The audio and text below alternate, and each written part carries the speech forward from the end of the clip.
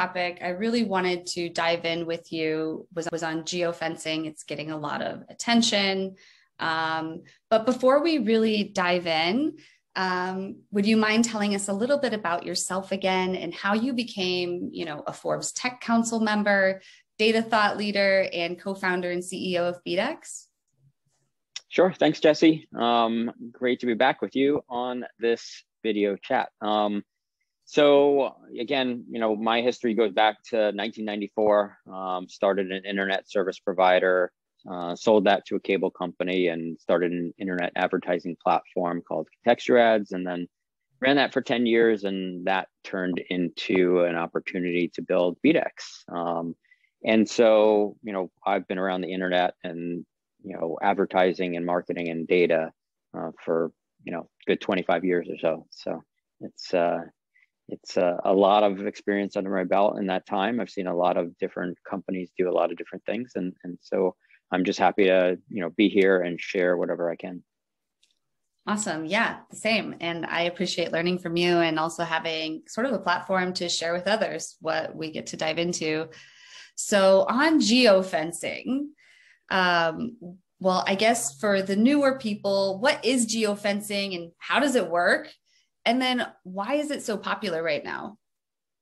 Sure. So geofencing is just the idea of that, when you're on your mobile device, there's some information about your location that is possible to be tracked, especially, for example, if you're using like a weather app or something like that, they need to know where you are. But there's lots of other apps that can track your location. And that location information is tied back to what they call a geofence. So the idea that you can pick a geolocation and identify when someone walks into that location. And so that could be a store, or it can be an entire city. You can geofence in any size area, really. And so companies use this to understand what people are doing, where they're going, and it helps them understand how to better serve those customers as well. So that makes sense. It's popular today because people are out and about, going shopping. What can geofencing data suggest that someone, or like, how can it suggest that someone wants to buy? Well, for example, there's some companies that are using data signals about people visiting car dealerships. So if you're visiting a car dealership, you're likely looking to buy a new car. Maybe you're getting your car serviced, but there's actually ways you can tell how often someone visits and things like that to get an idea. Or are they visiting more than one car dealership? That certainly would be a signal that someone is shopping for a new car. These days, car shopping is gotten, to the point where it's very much online. So it's about, sometimes you have to merge that geofence data with some other information to what people are doing online in order to truly understand if someone is looking to buy. But the same thing goes for, malls, stores, restaurants, companies of all sorts, especially in retail, are using geofencing to understand consumer behaviors and where they shop and things that they buy based on that. That makes sense. How does BDEX help companies with their geofencing strategies? Sure. So, we work with a number of different companies that have this ability to track data on consumer locations. We also are able to then merge that with other information to make sure that you're not only looking at people based on where they're going, but also, are they the right, potential customer for you based on other behavioral signals as well. So there's a lot of kind of things that we can do with that geolocation data to take a geofence and narrow it down to make sure we're reaching the right people at the right time. Could you tell me, you kind of did with automotive, but could you tell me a couple other hypothetical use case examples of customers using geofencing? Sure. The automotive example is one that we use often, but we do find that we've had customers that are looking to use geofencing to identify people going to sporting events, for example, or concerts, or even to a conference or multiple conferences. So that's there's a wide variety of things. not to mention, the general sort of retail locations like quick service retail or going to a Jiffy Lube or something like that. It's, we've had quite a number of use cases, even furniture stores. Got it. In terms of, a little more of the technicalities, how does someone go about setting it up? Well, the good thing is that when you're working with a company like us, we do all that for you. It's just about understanding the locations. So sometimes we have customers that give us, we've seen as many as 10,000 locations of stores that they wanted to identify people were going into any of those stores. And with just those locations and just the addresses, we can put them into a system that will enable us to identify if someone walks into one of those stores.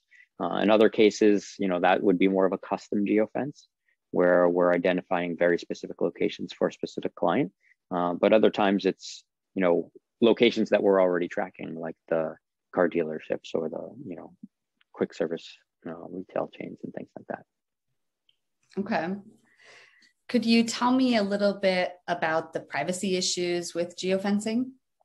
Yeah, I mean, obviously, especially recently, privacy issues have come up more and more. Even prior to the recent privacy issues, most of the data that was received through geolocation data is opted in anyway. Consumer, usually when they start using an app, the app will ask them if they'll give them access to that type of data. Previously, it used to be just about location data. And now you'll see it more often about other types of data that's being shared by the app. But in every case, with respect to privacy issues, the only data that we're able to receive is data that has been opted in by the user itself. Got it. You already kind of covered the last question, which are how are current data privacy changes affecting geofencing? Yeah, I mean, I think to that point, we did discuss it, but yeah, I think that going forward, you're going to see, more changes that'll happen with respect to data privacy. There's still a lot up in the air with respect to how what the standards are going to be going down in the future. I think that the changes that Apple has done with iOS and requiring sort of a new prompt of a consumer to allow that tracking, you'll find that consumers will probably allow tracking with some apps that they like for some reason because that app requires or they need to access it, like the weather or something like that. And then other apps, the people will probably say, well, I want to be a little more private with this app. I don't want people tracking me while I'm using this app. But ultimately, the bottom line is, if a consumer feels comfortable allowing that app to track them for one reason or another, typically because they're getting some value out of it in exchange for it, then then they'll be able to get access to that data only in those cases. And it's privacy consented by the consumer. That makes sense. Well, thanks for going through all the geofencing questions. Anything you would like to end on in regards to geofencing? No, I mean, it was my pleasure, answering the questions. But reality is, I think that geofencing is a good solution for many cases. It gives the company insight. I think at the same time, consumers will come to understand, and some probably do and some don't. That's why there's kind of a lot of privacy concerns that come and go. But in many cases, when data is used properly, when it's used respectfully, it can add a lot of value, helping the consumer. That's okay. Helping the consumer gain access to information by companies that want to reach them, and wanting to do it in a manner that will help make the experience with that company better.